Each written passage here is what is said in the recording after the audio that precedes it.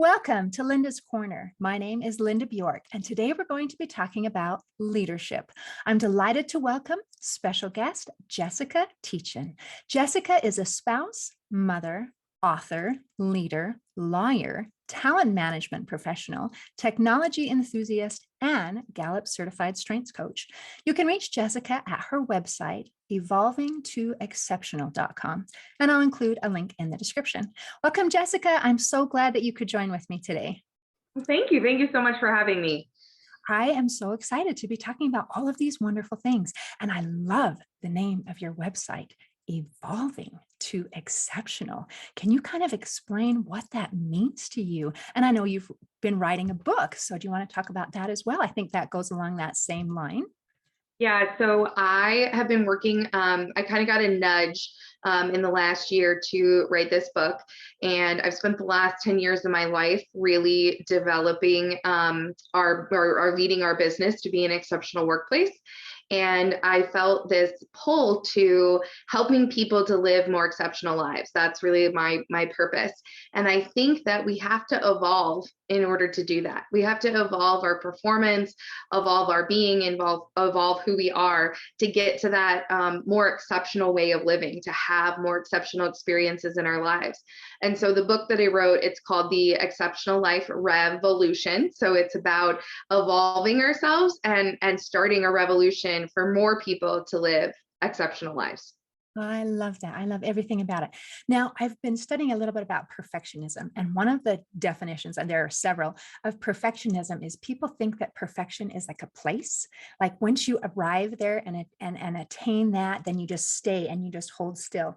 And that actually is very detrimental because it's very frustrating when you're not in that spot. And then if you ever think you're in that spot, then you just hold still and you don't progress. But part of our very nature is that desire to be able to progress and to move and to learn and to do. And so I love the concept of evolving into excellence, where that gives some freedom to say, it's okay that I'm not all of the things that I would like to become, because I am progressing toward that.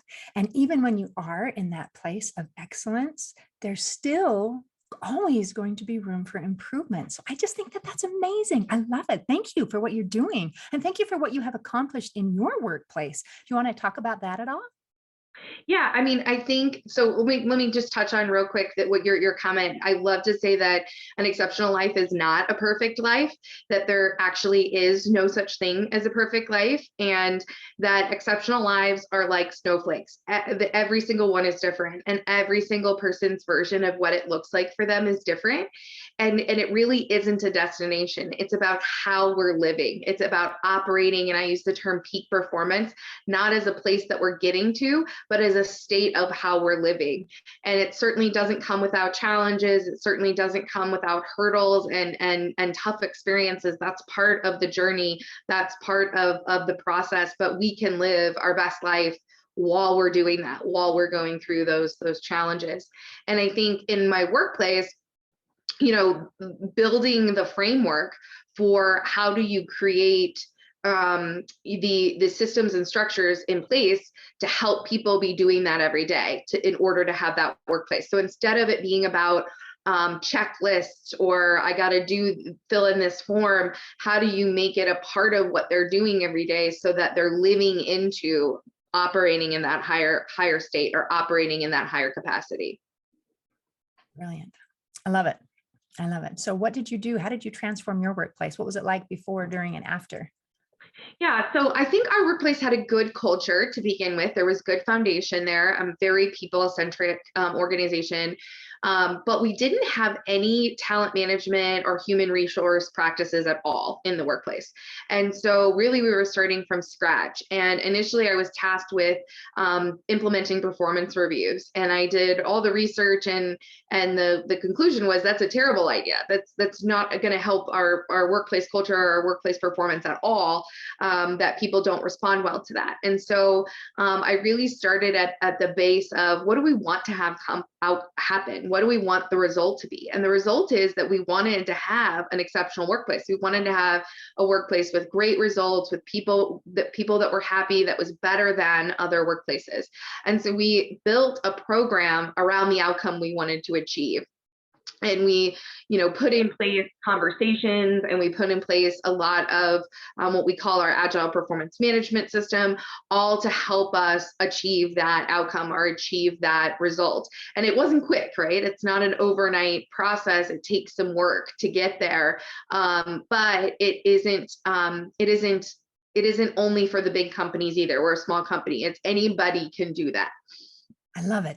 I love so many things about it. I love that you have a beginning with the end in mind and that it is goal oriented. And I love that you said that your company is people centric.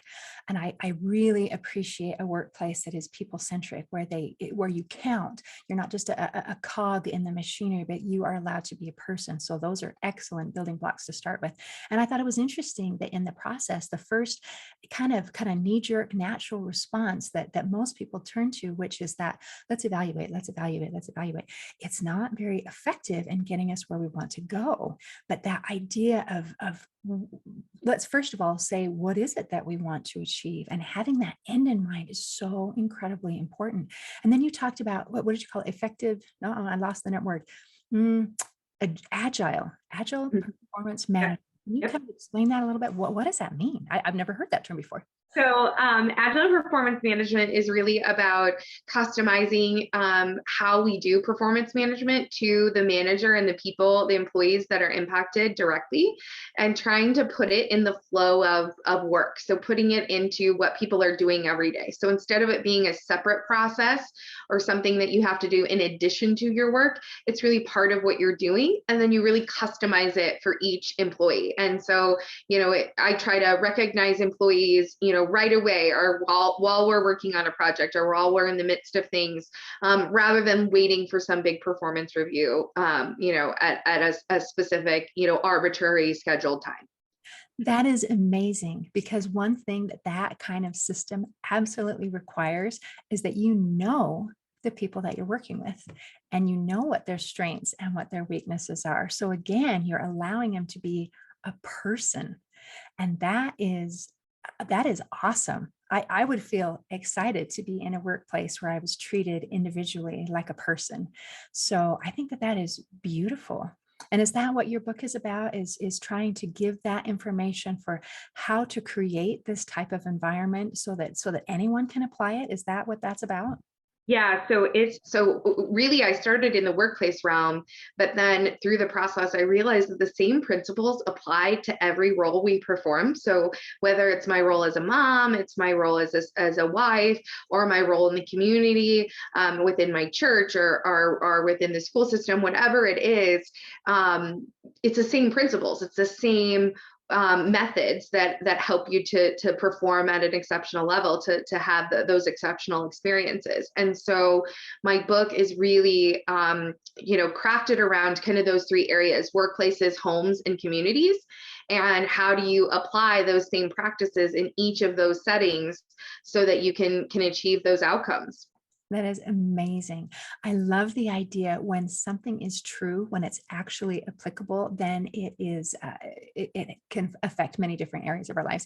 Sometimes I think we have this idea that the separate aspects of our life, our social or emotional, our work, our financial, or whatever, are very separate, like in a little bento box where nothing touches.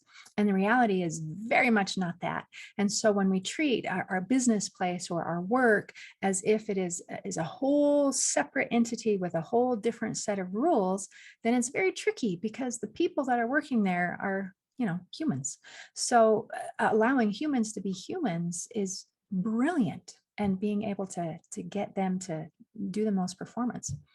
So well done. And I think you talked about strengths, and I think I think you can change what you do and how you do it, but changing who you really are is really difficult. And so learning about and understanding who your people are, whether it's in the workplaces, or I like to say, so I'm a Gallup Certified Strengths Coach as well. And when I got that training and my husband and I both took it, changed our marriage forever, because knowing about who we are at our core and how we operate and how we think changes everything. It impacts everything we do and how we live.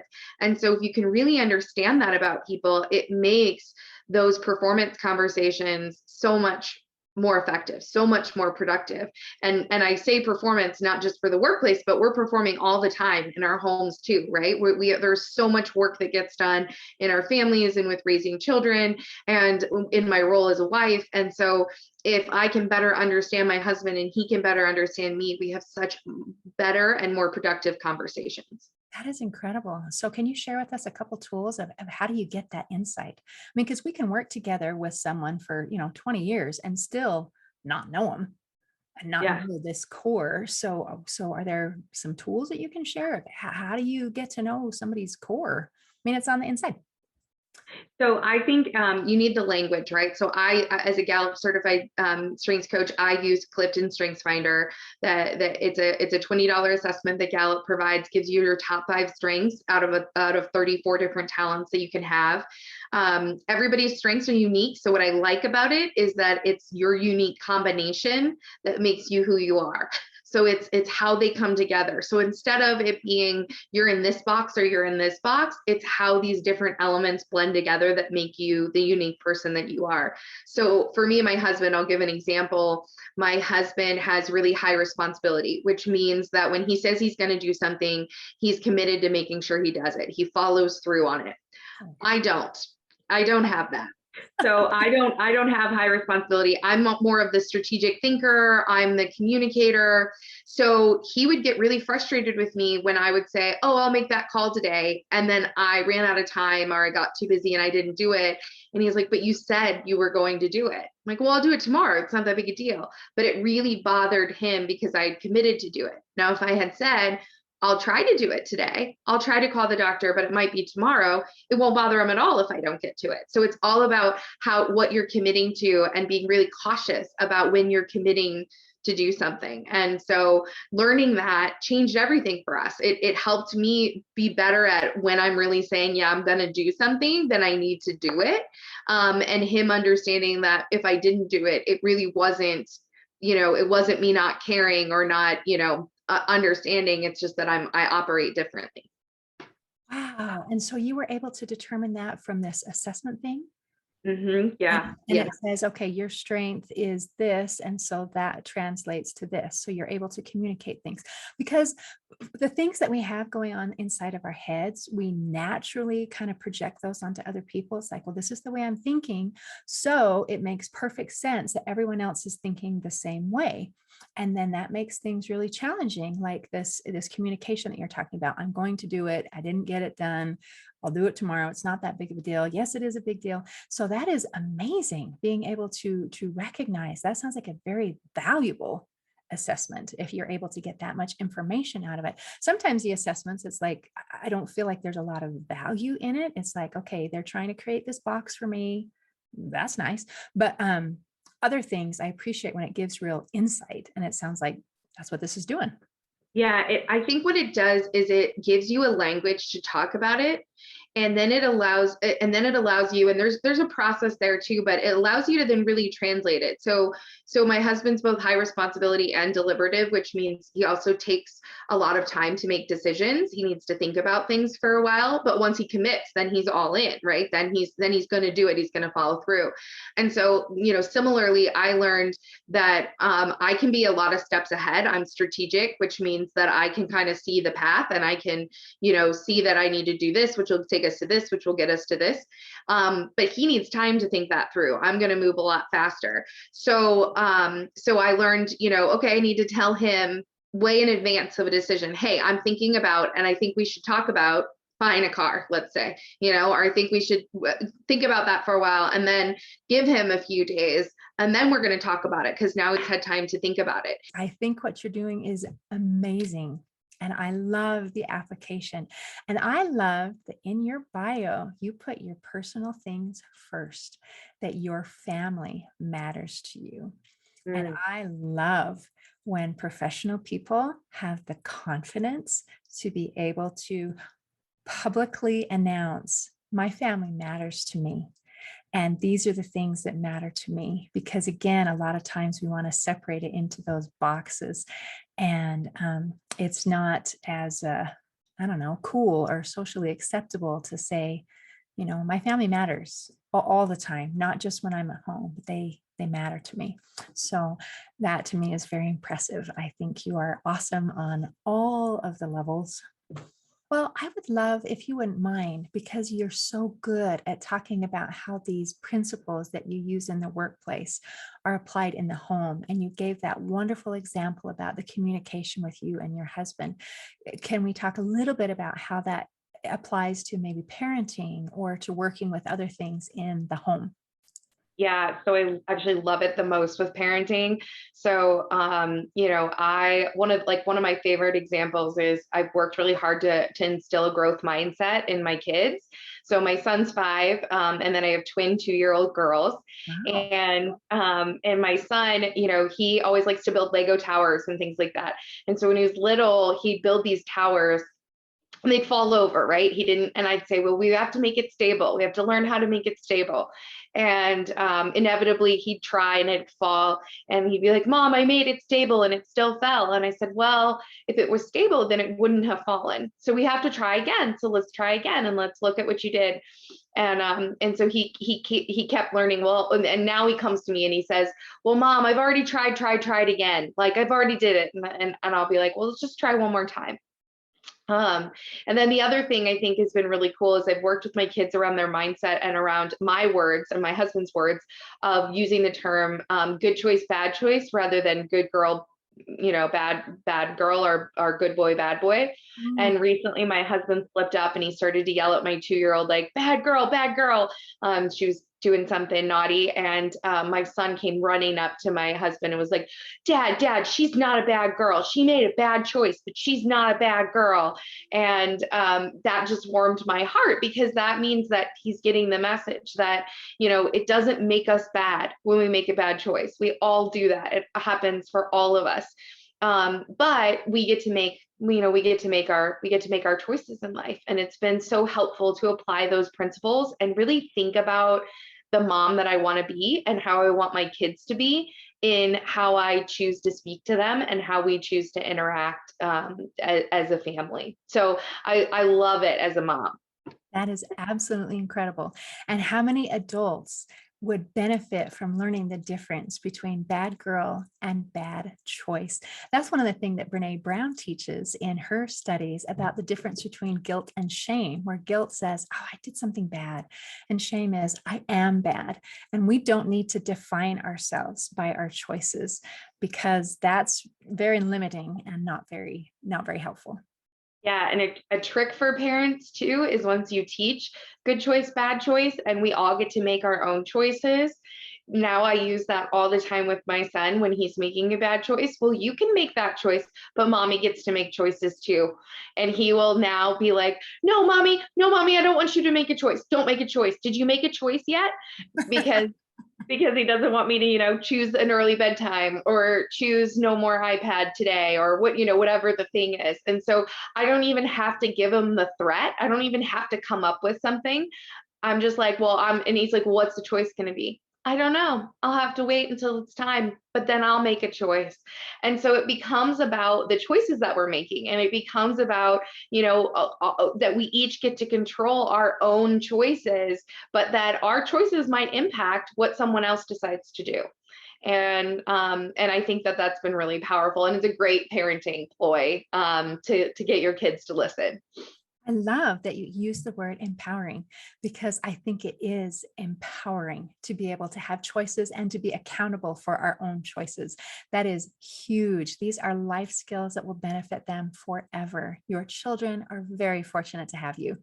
Well, and I mean, that's one of the things I talk about in the community part of my book is we need to teach those things like or way earlier. We teach math and we teach history and we teach, and not that those aren't important and valuable, but the things that are going to make such a difference, the things related to our mindset, our faith, our understanding as human beings and who we are the things that are going to carry us through our lives. And so, I didn't learn a lot of these things until I was much older and in my career.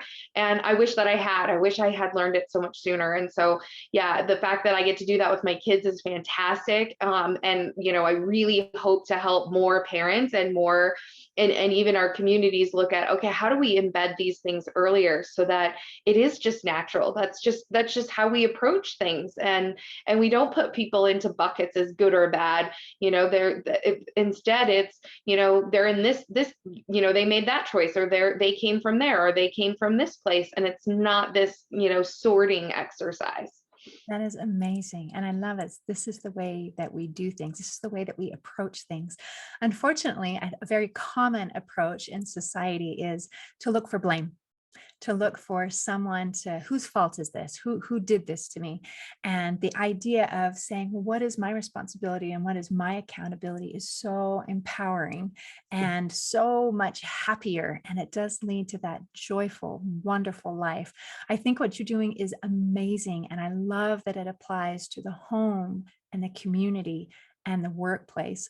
So thank you for all the things that you're doing, not only that you learned them, but that you are sharing them so that other people can reap those same benefits. So Jessica, my hat is off to you. I'm clapping for you. I appreciate what you're doing.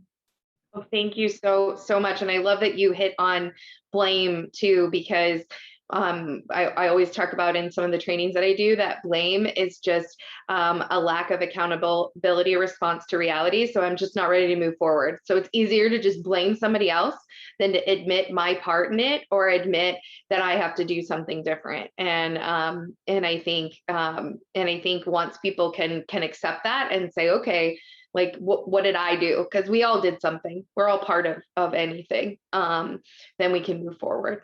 So Fantastic. That's beautiful, insightful. Well, thank you so much for joining with me today. And thank you for your patience as we've had some technical difficulties today, but I really appreciate you being here. no problem. Thank you so much. And I appreciate it. And just, I'll get you the link, but if your audience has interest in checking out the first chapter of the book, I'm offering that free for anybody's audiences or anybody who's listening, and look forward to getting to hear from people after they've had a chance to read the book. Thank you. And is that on the website that I mentioned earlier, or is that different? Okay, Yeah. I will make sure to include the link. Again, Jessica, thank you so much. In closing, I'd like to share a quote by #1 New York Times bestselling author and world-renowned leadership expert, John Maxwell. He said, "The pessimist complains about the wind. The optimist expects it to change. The leader adjusts the sails." Today, I invite you to make your life more productive and joyful by learning to evolve and adjust the sails. See you next time on Linda's Corner.